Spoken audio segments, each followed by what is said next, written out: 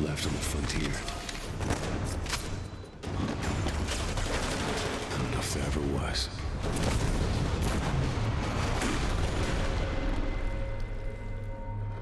I just know.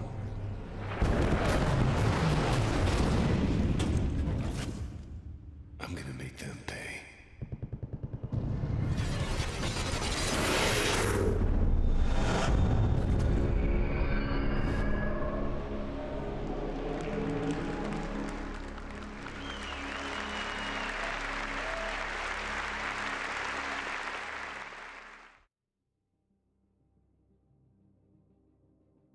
Potential. Having or showing the capacity to become or develop into something in the future. Failed potential refers to the unrealized or unfulfilled possibilities and opportunities that could have been achieved but were not. It represents the disappointment and regret that comes from not fully realizing one's capabilities or not taking advantage of favorable circumstances. In retrospective Respawn, this is a fair assessment, as when it came to seizing the opportunity of a one-of-a-kind concept, they just couldn't do it, whether it was outside circumstances or caving the pressure. But how did this all begin in the first place? What happened to the once next big thing of the gaming industry? Titanfall is a multiplayer first-person shooter video game developed by Respawn Entertainment and published by Electronic Arts. It was released for Windows and Xbox One on March 11, 2014. The game was anticipated as the debut title from developers formerly behind the Call of Duty franchise. Following Call of Duty Modern Warfare 2's release, Activision fired Infinity Ward co-founders Jason West and Vince Zampella in March 2010 for breaches of contract and insubordination. Their departure resulted in a series of lawsuits and a staff exodus. Later that year, West and Zampella founded a game development company, Respawn Entertainment, composed largely of the former Infinity Ward staff that was responsible for the successful Call of Duty series. The company started with a completely blank slate. The ideas that became Titanfall slowly accreted over the next few years. Pre-production began in 2011, and Respawn's first game was originally planned for 7th generation consoles. The idea for the game did not come easily, and the team arrived at its multiplayer only and human mech focus after much internal debate. The team started with open collaboration about games and game mechanics they found exciting, and no market research. Respawn artist Joel Emsley recalled starting with a human-sized suit as a second skin, which the designers grew in size. As Respawn didn't have the necessary computers, the artists resorted to kit bashing and model making. Emsley prototyped by putting in a figurine inside of a plastic model kit. The team progressed to detailed, foot-high mechettes made of wood, wire, and plastic, which became the Atlas Titan.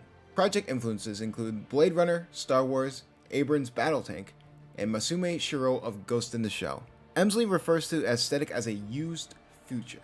Their production was unconventional, similar to Infinity Ward's old practices, and the game lacked design documentation. EA president Frank Gibbo revealed that Respawn's first project was a science fiction shooter developed by Electronic Arts. The two project leads left the company to begin their own studio in mid-2012, and West retired in 2013. Rather than responding to the outgoing console generation's technical restrictions with code optimization and a tight release near the end of the console's lifecycle, the team decided to focus on the 8th generation with more time to try new ideas. Zampella announced that Respawn would show at E3 2013 via Twitter on February 25th in 2013. Their planned announcement leaked early through the premature release of Game Informer's July 2013 issue on Google Play, which revealed the first game's title, premise, and release date. Other advanced public information include the company's trademark filing for Titan in April 2013, and in April 2013 Kotaku report of the game's Titan mech gameplay and Xbox One exclusivity.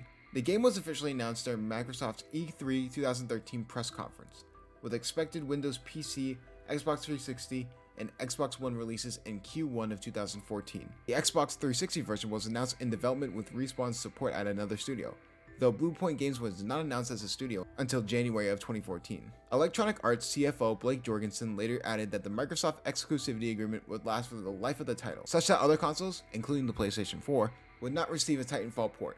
In February 2014, Zampella tweeted that Respawn was discussing an OS export for the release sometime after launch.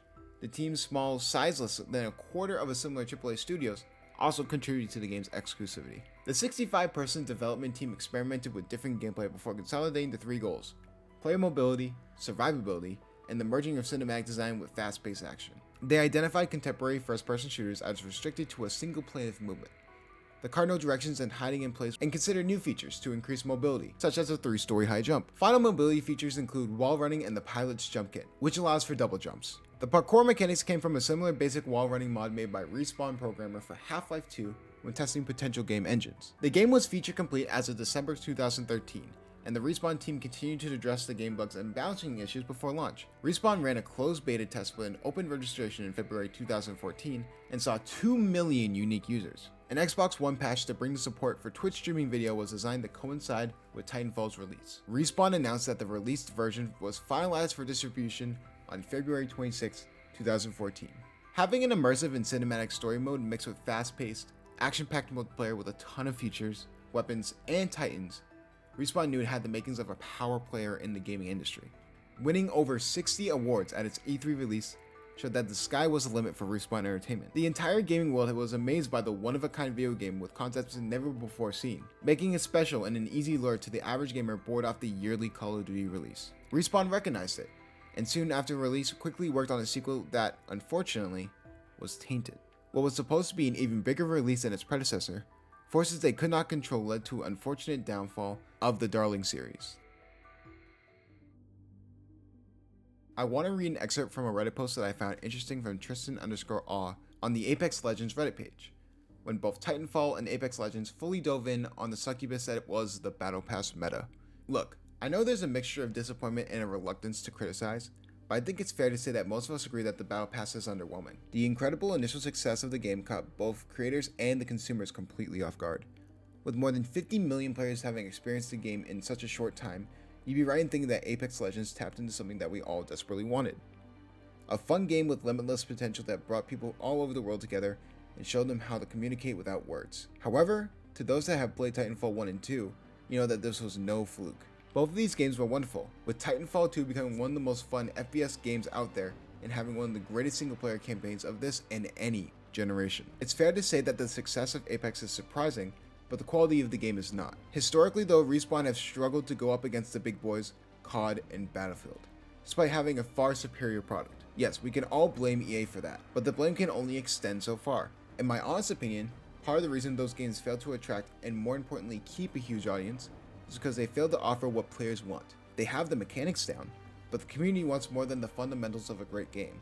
They want exciting content and a reason to keep playing in such a crowded market. The release of this Battle Pass shows Respawn they have yet to learn from their previous failures, and whilst it's too early to call, I can see similar issues of players dropping out quickly due to this Battle Pass. It might not happen immediately, but in a few weeks, couple months, when people are getting fed up grinding for badges, I can see this game starting to struggle along. It is clear as day that EA pushed Respawn and both made a rushed and boneheaded decision to try and put Titanfall up against headline releases like Infinite Warfare and Battlefield 1. And while the community was strong, it was a minnow compared to the likes of the Call of Duty and Battlefield communities in their prime. This ultimately led to the detriment of the series, and what if they released it at any other time? They would have easily built the Titanfall brand into an empire. Then they decided to fully cave into the Battle Pass centric Battle Royale genre, stopping all operations on Titanfall to solely focus on Apex Legends. As it did have initial success, it would then proceed to slowly and surely fall off a cliff. While developers said that Titanfall 3 is in the works, its release date was pushed back to the 31st of December in 2022 to the 7th of August in 2023 and the 31st of December in 2023 respectively, making it the first Titanfall game to be delayed, not to mention multiple times. The thing is, Titanfall for 10 years has had one of the most supportive fan bases I've ever seen, with a ton of content being published and people still praising the game to this day. As of recording this, at least 4,000 people still play the game on a regular basis every 24 hours. But with the withered and damaged rapport with their audience, and being run by the worst AAA company of all time, Electronic Arts, until I see it, I won't believe it.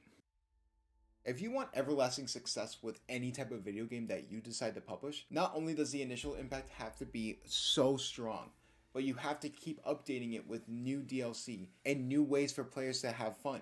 I cannot stress to you how boring and repetitive a game can get when it's just no content. As of recording this video, Titanfall 3 is announced to be coming in December of 2023. And I'm excited. I'm actually really excited for seeing if Titanfall 3 lives up to the expectations. But since it's being delayed over and over, like I said, I don't really trust Electronic Arts or Respawn Entertainment at this rate, because they keep caving into a meta to make money. And that's ultimately going to lead to their downfall. But I want to say thank you guys so much for watching. If you did enjoy the video, make sure you leave a like, subscribe, and hit that bell for future notifications. And also comment below, what are your thoughts on this? How do you guys think Titanfall 3 is going to be? Also, make sure you look below. I do have a community Discord that we host game nights in, and you are more than welcome to join and be part of our community then. But with that being said, I hope you guys have a good day, and I will see you guys later.